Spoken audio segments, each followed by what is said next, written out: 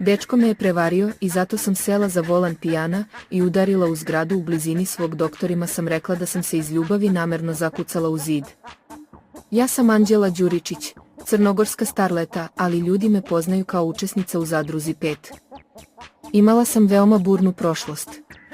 Nakon što sam ga uhvatila, mog automehaničara, kako deređo i najbolju drugaricu Anu kao mraz papriku, sela sam za volan pijana i udarila u zgradu u blizini svoje kuće. Kažu da sam po prirodi svađalica, ali ja samo ne tolerišem nepravdu.